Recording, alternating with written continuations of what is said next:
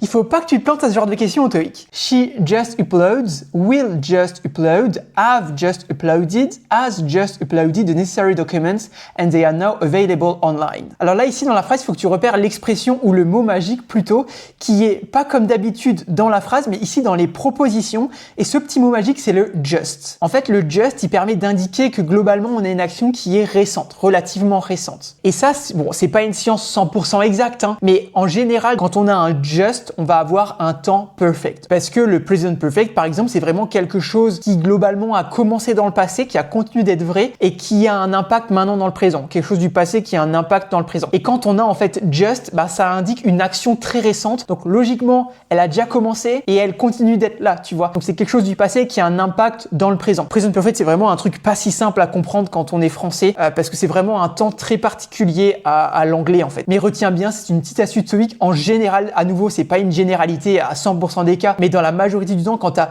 just, yet, already, ou que tu as since plus un ancrage dans le passé, ou for plus un ancrage dans le passé, c'est un très bon indicateur du present perfect, ou du moins d'un temps perfect. Donc là, ici, quelle proposition on a? Just upload, c'est du présent. Donc le présent, c'est vraiment utilisé pour exprimer des habitudes, des généralités, des faits scientifiques, des choses vraies, factuelles. Donc ici, ça va pas avec le just. Le will just upload, ensuite, ça va pas trop parce que c'est du futur, donc vraiment quelque chose de futur.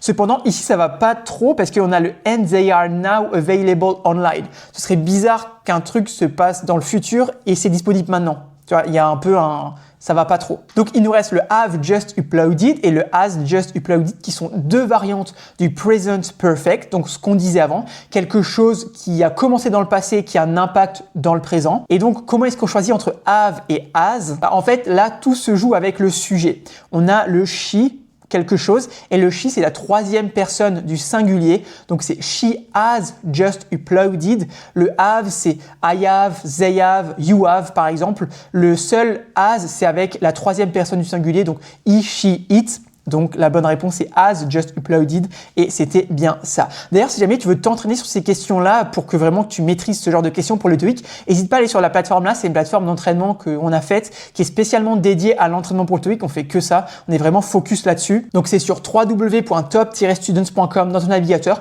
où tu tapes Top Students TOEIC sur Google et tu vas sur le premier lien qui est top-students.com et tu as par exemple ta processus de réflexion qui est en gros tu dois d'abord identifier ça. En fait, c'est le processus que j'ai fait en vidéo pour arriver à la bonne réponse. Donc là, il est peut-être un peu différent de ce que j'ai dit là, mais globalement, ça te fait arriver à la même réponse. C'est pour vraiment que tu puisses comprendre où est-ce que tu as faux, pourquoi tu as faux et quel raisonnement adopter